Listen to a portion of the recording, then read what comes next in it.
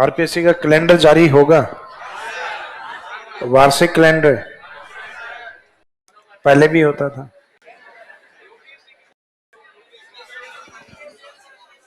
भाई कुछ एक भर्तियां हैं जैसे वो वार्षिक आयोजित होंगी, वो है भर्तियों का जो कैलेंडर का मीनिंग है कि जो एग्जाम है जैसे आरएस है, 3 साल में आप 800-900 के बजाय हर साल 300-300 निकाल दो, तो जो योग्य कैंडिडेट है वो सिलेक्ट होते रहे टाइम टू टाइम।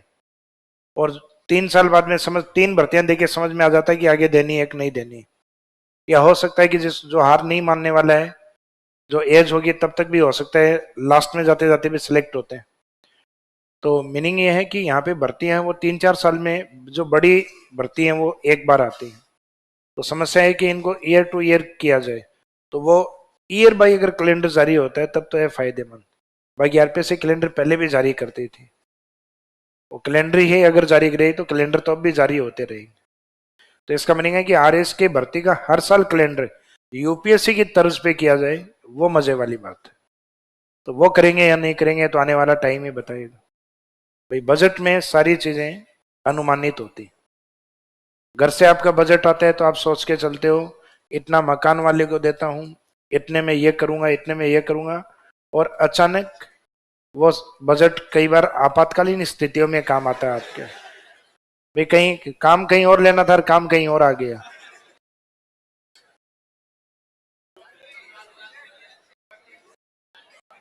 भाई सोच रखा था कि करंट की किताबें ये लेके आऊंगा, लेनी पड़ी आइनॉक्स की 2 टिकट,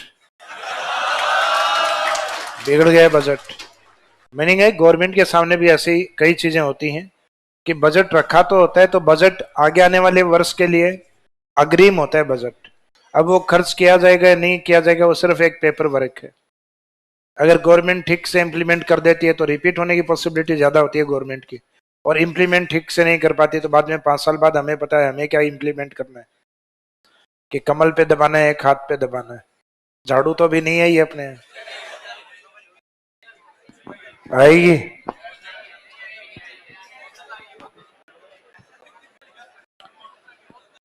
भाई रेवेन्यू कलेक्शन कम है स्टेट में अपने, तो वो जो वादे हैं दिल्ली में पूरे हो पा रहे हैं कि बिजली फ्री है, वाईफाई फ्री है, बहुत सारी चीजें फ्री हैं, पानी फ्री है, तो वैसे वादे क्योंकि उन्होंने नाप तोल कर रखा है कि भाई किस स्टेट से रेवेन्यू कितना जनरेट होता है, तो इसका मीनिंग है रेवेन्यू जनरेट अगर कम होता है वहां के वादे कर दे तो आने वाले टाइम में वो वादे पूरे नहीं हो सकते।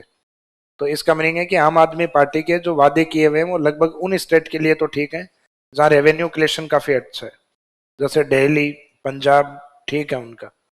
जबकि हमारे यहाँ रेवेन्यू कलेक्शन स्टेट के पास क्या है, बहुत ज्यादा नहीं है। बहुत ज्यादा एरिया तो हमारा क्या है, डेजर्ट एरिया, जहाँ इंडस्ट्रियलाइजेशन बहुत ही कम है, उद्योग काफी कम है।